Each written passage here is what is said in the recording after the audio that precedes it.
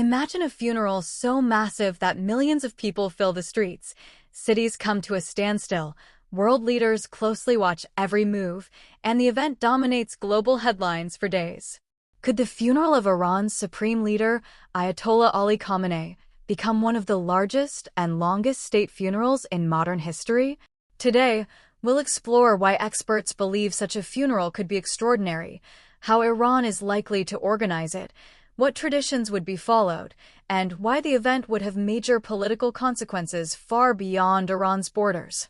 Stay with us until the end, because we'll also discuss what happens after the funeral and why that transition could shape the future of the Middle East. Ayatollah Ali Khamenei has served as Iran's supreme leader since 1989, making him one of the world's longest-serving political and religious leaders. As supreme leader, he holds authority over Iran's armed forces, judiciary, state broadcasting, and many key national institutions. His influence has shaped Iran's domestic policies, foreign relations, and regional strategy for more than 3 decades. Because of this unique position, many analysts believe that whenever his funeral eventually takes place, it will become one of the biggest state ceremonies in recent history. It's important to note that, as of today, Ayatollah Khamenei is alive. This video discusses what experts expect could happen in the future based on Iranian state traditions and historical precedent. Large state funerals in Iran are carefully organized and often extend over several days. One major example was the funeral of Ayatollah Ruhollah Khamenei in 1989. Millions of mourners gathered from across the country. Television coverage continued for days, and massive crowds overwhelmed transportation systems. A future funeral for Ayatollah Khamenei could involve multiple stages. First, official confirmation and a national announcement. Next, several days of national mourning. Then, public viewing ceremonies allowing officials and citizens to pay their respects. After that, religious prayers led by senior clerics. Finally, the burial ceremony itself. During this period, schools, government offices, and many businesses could temporarily close while public events are postponed. Because millions of people may travel from different provinces, authorities would likely spread ceremonies across several days to manage crowd safety and transportation. Security would almost certainly become one of the largest operations in Iran's history. Iran's military, police, and security organizations would likely secure major roads, airports, government buildings, and religious sites. International media attention would also be enormous. Officials would prepare for large crowds, possible protests, and the protection of visiting foreign delegations. Airspace restrictions, traffic diversions, and enhanced security checkpoints could remain in place throughout the mourning period. Such measures are common during major state ceremonies around the world. The funeral would attract attention from governments across the globe.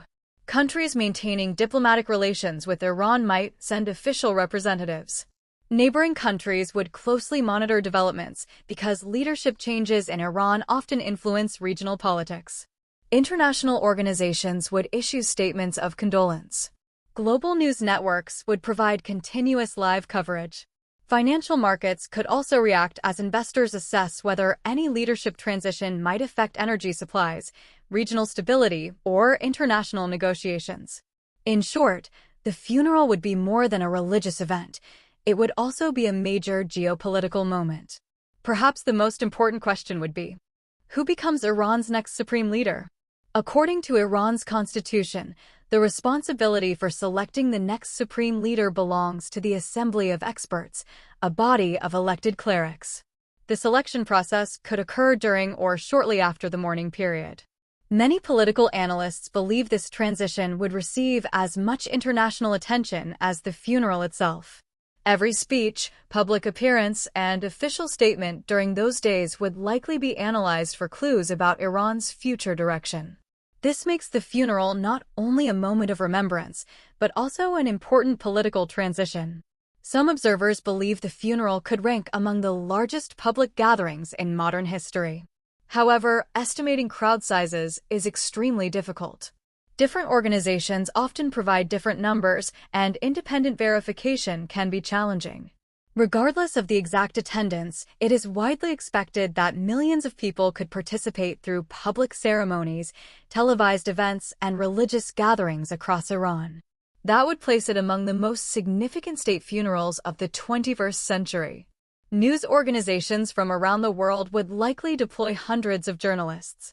Live broadcasts could continue around the clock. Documentaries, expert interviews, and historical retrospectives would examine Ayatollah Khamenei's decades in power and his influence on regional affairs.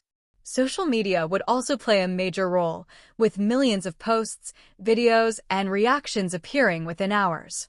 The funeral would become one of the most closely watched international events of the year. Whenever that day eventually comes, the funeral of Ayatollah Ali Khamenei is expected to be far more than a ceremonial event. It would combine religious tradition, national mourning, intense security, international diplomacy, and a major constitutional transition. For millions of Iranians, it would represent the end of an era. For governments around the world, it would mark the beginning of a new chapter in understanding Iran's future leadership and policies. Exactly how events unfold cannot be known in advance, but history suggests the occasion would likely become one of the most significant state ceremonies of the century. If you found this video informative, don't forget to like, subscribe, and share it with others interested in world affairs and international politics. Thanks for watching, and I'll see you in the next video.